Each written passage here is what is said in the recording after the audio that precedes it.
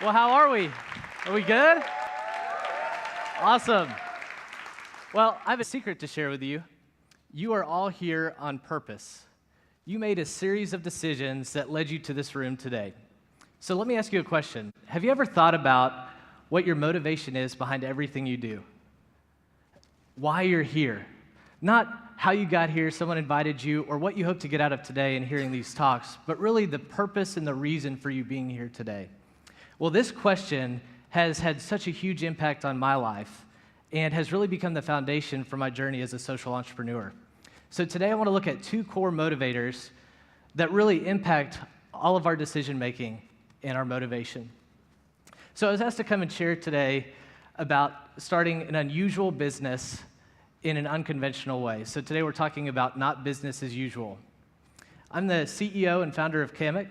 Kamek is an outdoor lifestyle brand that engages people in the adventure of changing lives. So we started Kamek with the purpose of helping to end malaria-related deaths in Africa and also to invest in sustainable initiatives around the world. We launched Kamek about a year ago on a crowdfunding platform called Kickstarter, and we had the goal of raising $15,000 over a 50-day campaign through pre-order sales. And this is what happened. We ended up raising $200,000 over 50 days. We accomplished 92% of our funding goals, and it just blew our expectations out of the water. And that led to this. We received tremendous media coverage, and people were just sharing our story, and that was incredibly exciting. And so through the Kickstarter campaign, we were able to launch our product. We were able to engage a community around the brand. We were able to develop a world-class supply chain that is both environmentally and ethically responsible. I'm a dreamer. I tend to see life for what it could be rather than what it is. I live in the distant future. I'm also an entrepreneur. I love adventure, and entrepreneurs tend to be ready to run into the wild unknown. But there's a lot of fears associated with entrepreneurship, right? Or starting anything new. We all know that businesses fail all the time. Finances can become tough as an entrepreneur. There's the fear of competition, and I've experienced all of those fears firsthand. When we first started Kamek, I had many people tell us that this idea of starting this business was overly optimistic and not scalable. At that time, I was a full-time grad student, we were living with family, and we had no money. And when we launched on Kickstarter, our competition was ruthless. And needless to say, they didn't give us a warm welcome into the outdoor industry. But nothing could have prepared us for this. What? We're pregnant. This was definitely not in the forecast for 2012 fiscal year. But when my wife and I found out that we were pregnant, we felt two emotions simultaneously. We felt fear and love. Fear of the unknown and an overwhelming amount of love for our unborn son. And so in that moment, we had a decision to make. Are we going to move forward in love, or are we going to move forward in fear? And so I believe that in everything we do, people make decisions based on one of two things, either love or fear. And so if we were to trace all of our decisions back to core motivators, I believe that we would see that we are either intrinsically motivated by love or by fear. Okay, and that thesis requires way more time than I have to give today. So what I want to do is discuss how this belief has impacted our journey of Kamek, and also how I believe that our motivation can truly change the world. And so before I dive into our story a little further, we first need to define love and fear. So in our culture, there are many definitions for these two words, and in other cultures, there's many definitions. So for the purpose of talking about two core motivators, this is how I'd like to define fear and love. So fear is being self-centered with little to no regard for others. Love is being other-centered with little to no regard for self. So if you were to look at my life 3 years ago, it was drastically different. I had my dream job, or what was then my dream job. I was working for an amazing company. I made great money and experienced success and really got a taste of the high life early on. But with every new success, I realized that there was more and more fear that came with that success. As I excelled in my career, I realized that my pursuits led to more inward desires, and I really struggled with materialism. And there was this inward battle that really made me realize that I needed to make a drastic change in my life. So I did what many Americans do at a quarter-life crisis. I went back to school. So my background was in business. I received degrees in business in undergrad, and so I decided to do something completely different. I went to go and get a graduate degree in cross-cultural communications. And during that journey of going back to grad school, I became fixated on asking why. I became like a 2-year-old asking why in everything. So I also was fixated on this concept of motivation. What drives my intent? What drives my actions? And how does my motivation impact my life and those around me? And so what I found was when I asked myself the question, what is my motivation for everything? What is my motivation for everything that I do? After an honest analysis, I found that I was generally motivated by fear. I was very self-centered and had little to no regard for others. And so I believe that actions inherently in and of themselves are basically neutral. Okay, so when we attach intent and motivation to those actions, they can have the power to have great impact for the greater good or devastating impact. And so when motivation is attached to actions and if fear is the base motive, I believe that those actions can be compounded to have devastating impacts. And a great example of this is in America during segregation, right? So if we're looking at fear, the definition that we gave is that fear is being self-centered with little to no regard for others. So what should I be motivated by? What should we all be motivated by? Well, I believe that we should be motivated by love. Why?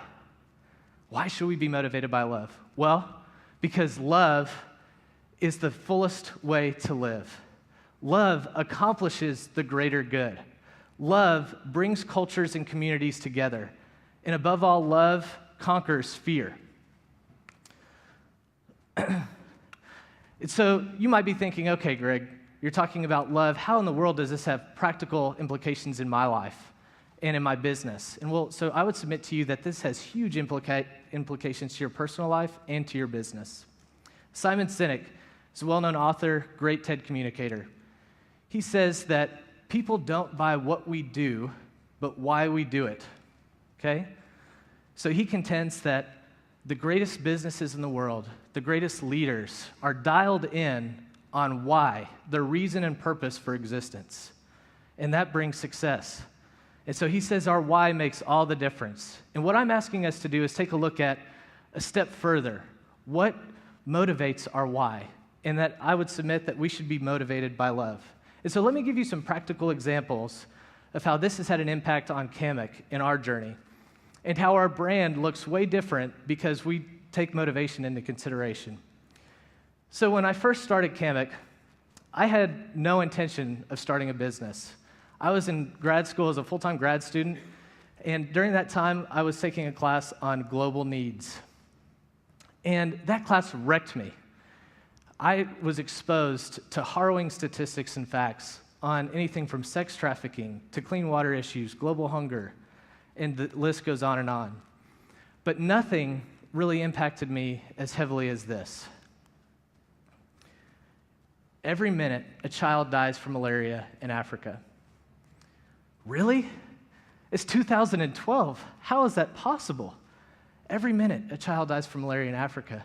This is preventable, it's treatable, and we have the tools at our disposal to eradicate this disease. And so I was impacted by that. And I realized in that moment of being impacted that I had a decision to make. Would I respond in fear and isolate and decide, you know what, I'm going to just worry about myself in this? Or am I going to allow that having an impact on me to motivate me to love, to have action to help others, however that would look? And so during that time, my brother introduced me to hammock camping. And I love the outdoors, so I was incredibly interested in this concept. And so at that time, I was also thinking about how can I purposefully engage in the fight against malaria? And so I had this epiphany. What if we were to create a lightweight camping hammock that could get people off the ground who are sleeping on dirt floors and would have integrated insect netting that could also provide vector-borne disease prevention from diseases like malaria. And that was the catalyst that got Kammock started. So it wasn't a desire to start a business. It was really out of my motivation to help others. And so Kammock was born out of this desire to love others. And so our mission statement really reflects our outward consciousness. And so nowhere in our mission statement will you find the words maximizing shareholder wealth, creating high-quality products, or the nuts and bolts of business. No, our mission statement is to equip and inspire for life-changing adventure. And so what that means is we are purposed to help others engage in the adventure of changing lives. And so our mission statement is outward-focused and is intended to help others, in turn, be outward-focused, to choose love as their motive. And so everything we do at Kammock is really run through this filter of our motivation. And so that has an impact on everything from our logo to the word Kammock. And so my brother and I were talking about lightweight camping hammocks having an impact overseas in developing countries. And in my excitement to say camping hammock, I accidentally said Kammock. And when I said that word, we both looked at each other with bug eyes, and we were like, that's it. That could be the name of the product, the name of the activity of hammock camping, so kammocking, and also the brand, the vehicle that could help people engage in this adventure of changing lives. And so also our logo has so much significance and more than I have time to get into today, but we chose the female red kangaroo to be our logo, primarily because the female red kangaroo takes care of its young in one of the harshest climates in the world, the Australian outback. And it really symbolizes how we desire to care for others, to come alongside of them in a harsh external environment. So this motivation also has impact on our color choices for our products, the materials that we select, just overall product design. It has huge impact on how we communicate with our community and how we define and set parameters around our community. So one reason why we love using the kangaroo as our logo is that a pack of kangaroos is called a mob. How perfect is that for a community? So our community is literally called the mob, and someone in our community is called a mobster. And MOB is also an acronym that stands for Moving Others Beyond, all flowing from our why we're in this. And so we were able to see the impact of a mob so evidently before we even got product into people's hands when we launched our Kickstarter campaign. So why Kickstarter? We decided to go with an unconventional platform, an unusual way of funding for many reasons. We could have gone the typical bootstrap route of soliciting friends and family for startup funds, angels or VCs. But we decided that we wanted to engage as many people as possible on the ground level to really help us in our mission in changing lives. And so we decided to launch on Kickstarter. And in a 50-day campaign, we were able to connect with close to 2,000 people in over 50 different countries all around the world. And those people are still very much engaged in our community today. And so let me tell you a secret about Kickstarter. We applied to be on the platform on 3 separate occasions, and each of those times we were rejected. And I don't have time to go into why, but we were just very motivated to be on that platform, and we didn't let no stop our decision to keep applying. In everything that we did, our motivation really drove our purpose. And so when it came to our giving, we didn't want to just be another company that was implementing a buy one, give one model for products to help people feel good about their purchases. No, our purpose was so much deeper than that. And our philosophy for philanthropy could be summed up in 3 words: to give, develop, and sustain. And we were incredibly intentional with reaching out to nonprofit organizations to help us in our mission. And so we spent about a year researching and meeting with different malaria-fighting organizations. And we decided to partner with Malaria No More. And through our partnership with Malaria No More, we're able to provide a treated mosquito net or health education materials to a family in Africa through the sale of every product. In turn, we're helping Malaria No More accomplish their goal of eradicating malaria-related deaths in Africa by 2015. How cool is that? Think about that, 2015. So on top of that, we wanted to do more.